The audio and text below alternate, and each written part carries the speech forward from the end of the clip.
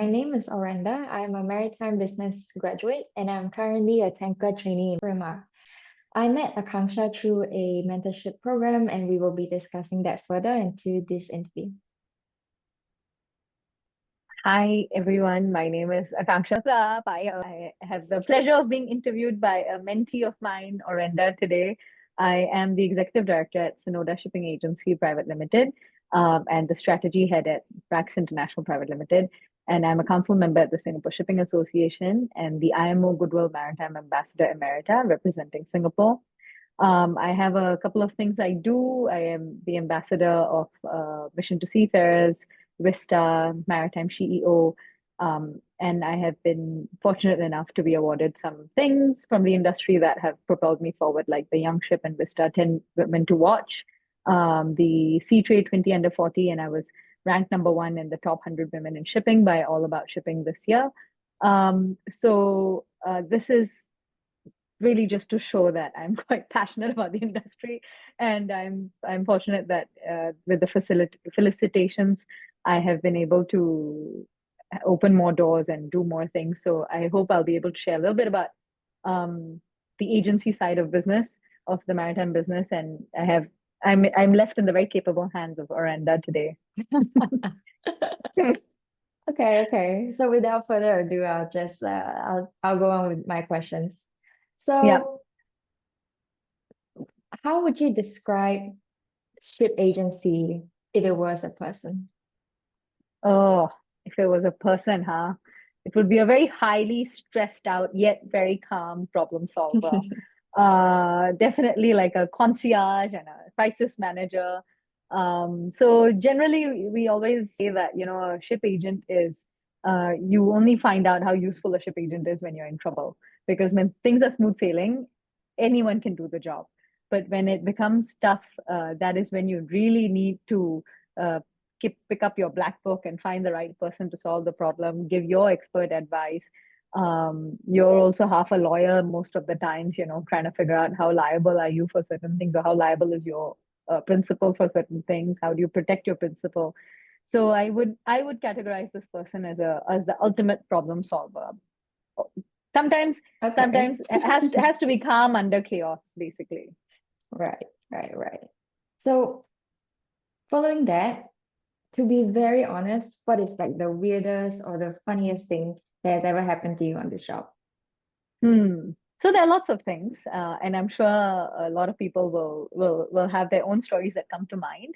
But I think what I'm going to share with you is the most recent thing that happened, and it is very top of mind for everyone. We have been told to purchase a very limited edition 50 cm Labubu doll for a captain who wants to bring it home for his daughter. So, which is Oh, such a sweet sentiment because as seafarers, you are constantly thinking about your families.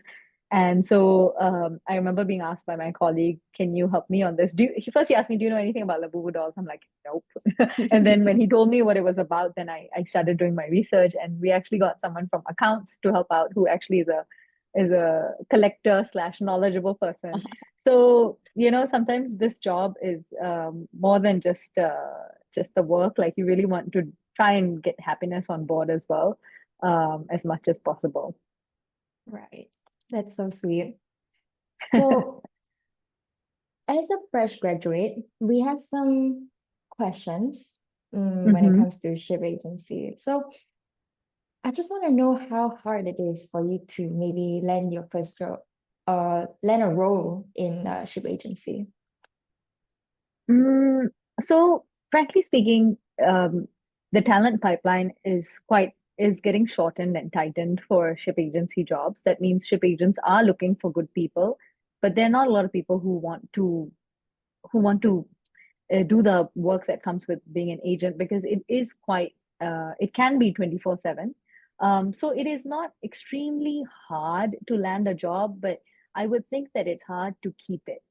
And it Right. goes both ways. The retention goes both ways, because as an agent or as an employer, you have to also offer the best tools that you have to your operation staff that allow for their lives to also be balanced.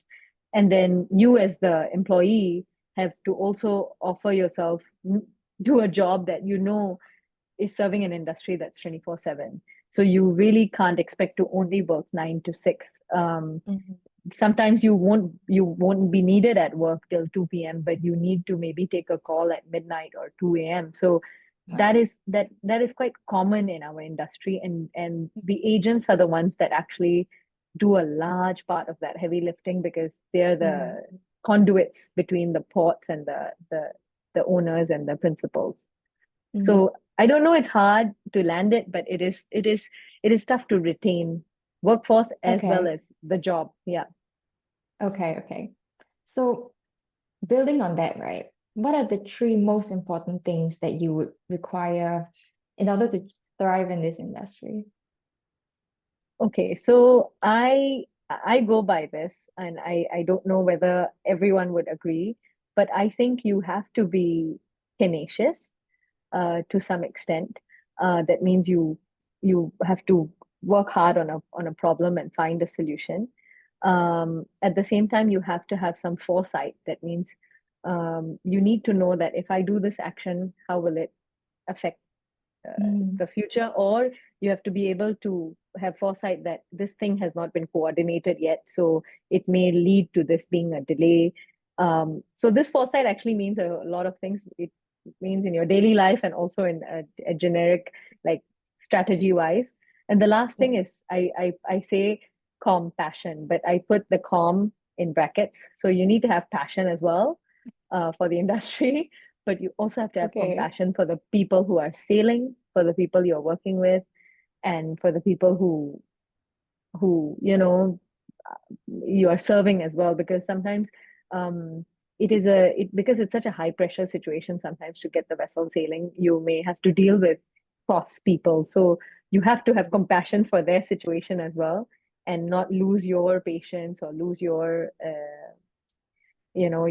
mind over this. So in a way, like, I think these three things: tenacity, foresight, and compassion can really go places. You can go places with this kind of Right. personality. Okay. Okay. That's very interesting.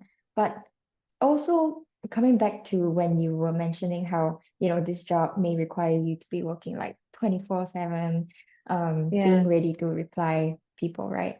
So yeah. the new generation seems to be very concerned about work-life balance. So do you think that that can be achieved in ship agency? That's such a great question, because it's an ironic thing, right? Like, it's here you are saying that, oh, you want to attract more people to the industry, and then at the same time you give them this scary feeling that it's 24/7. But at least what we are doing in Sinoda, along with all the policies, the forward thinking policies of Singapore as an ecosystem, is that we're trying to redesign our jobs. So, for instance, in the past, boarding officers have to go on board, have to deal with certain vessels and their requirements through the day. But now, with more digital tools and more end-to-end solutions digitized for our own staff, it helps them to not need to be turned on 24/7 as well.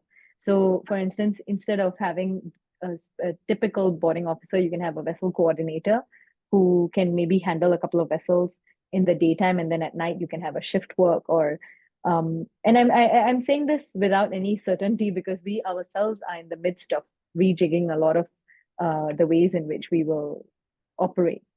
And Mm-hmm. I think that digital tools will be the way to mitigate this gap, to allow for more work-life balance. And you Mm-hmm. have to redesign jobs. And that's another thing I want to bring up, because we talk about attracting women to the workforce, and I Mm-hmm. myself am a working mother with two young children, and I must say it is incredibly tough to have to work in a demanding industry and also have your responsibility back home. And I think that when you redesign jobs, not only do you attract this kind of our disenfranchised working communities, like working mothers, back to the industry, but you also can retain them.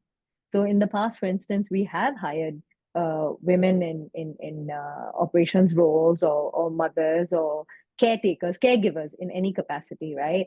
And many of them have had to leave. And I'm talking about in the 33 years of us doing this business. Wow. But we have now learned that we can retain them if we offer not just work from home tools and all of this, but real support in terms of redesigning the job altogether. So, Mm-hmm. and then also doing some sort of, like personality testing as well, or just talking to them like, hey, what kind of job do you prefer to do? And you'll notice that when you prefer to do a job, right, you don't mind to do it at odd hours as well because it comes easy to you. So we also do some preference based job alignment. So I think these things and they are not very like written out HR policies, but they are really like a human way to lead. So this is what we're doing at Synoda, and this is how we're trying to mitigate this work-life balance and also be more inclusive as an employer. Mm-hmm. Right. I'm sure that will entice more young people as well. I hope so. I hope so. I hope it does. I'm sure it would. And so then, what do you think is one misconception that you wish that young people would just forget about in this industry?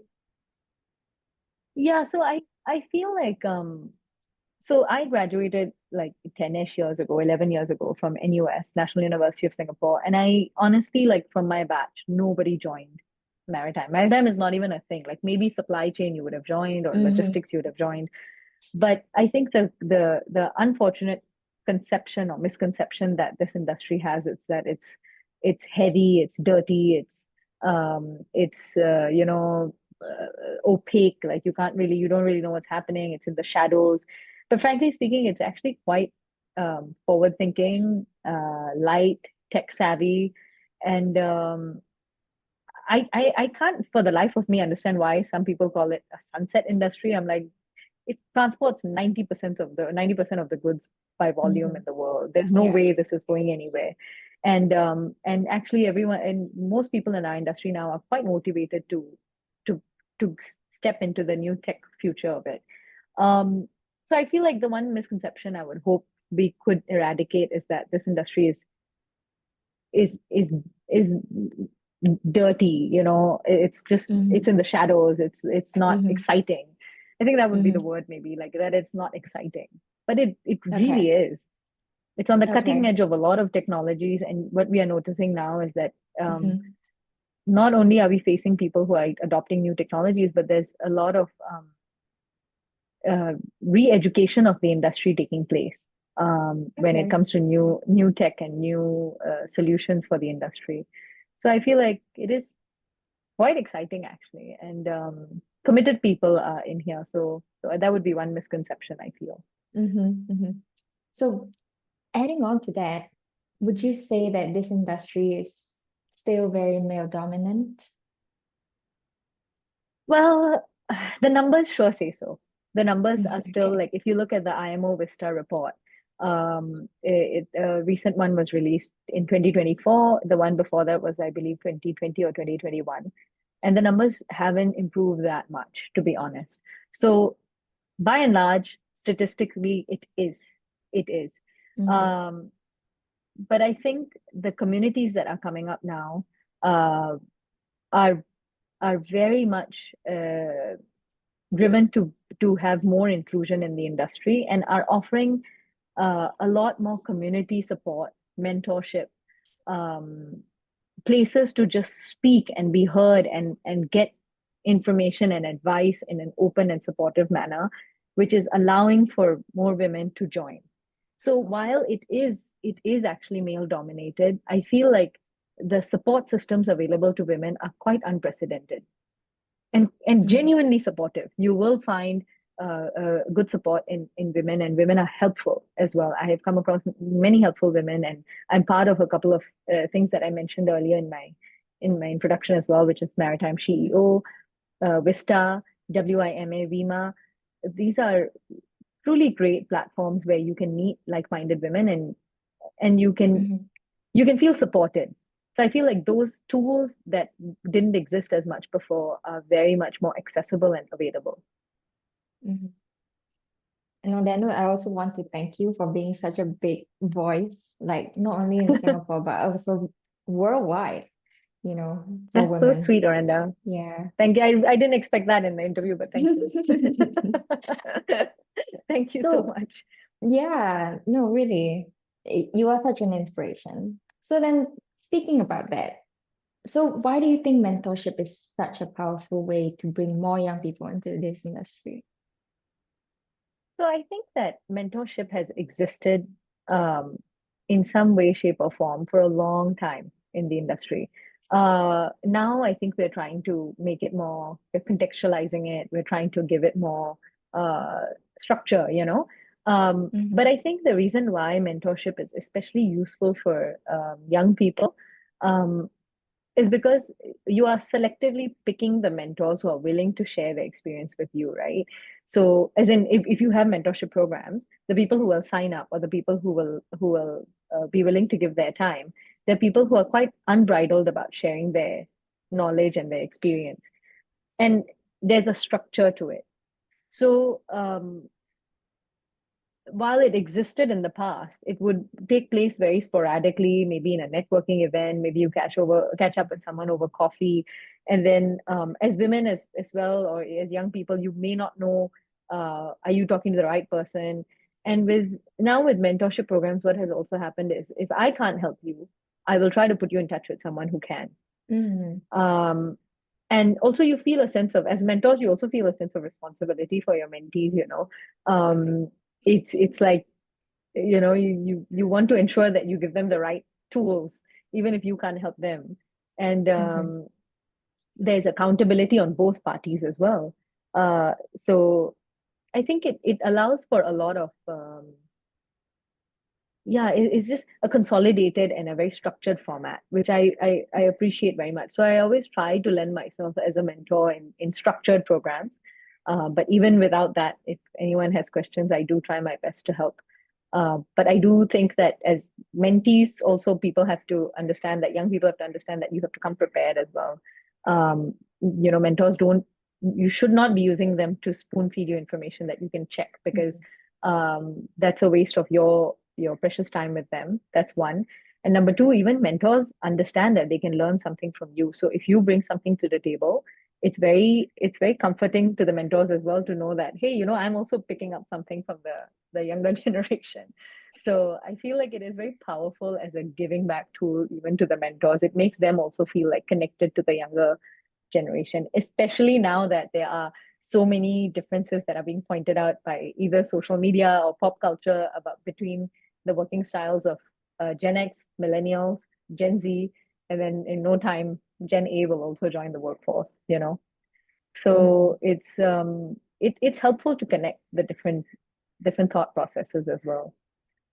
Okay. So then, how do I go from like being a fresh grad to someone that is of your position? Or what kind of growth can I expect in a ship agency maybe within 5 years? I don't know specifically about ship agency, and I don't know if you want to be me. I feel like you can be different and better, you know. And as a mentee, you have been phenomenal as well. So I've been really Thank blessed to be you. able to work with you as well. And it's quite fun to do this interview with you. It's like a culmination of our efforts. Um, but I think that one thing I would suggest for young people to always keep in mind is you are always told that there's such a thing as a dream, as a passion. And I must say that all of that is a scam. It is absolutely false.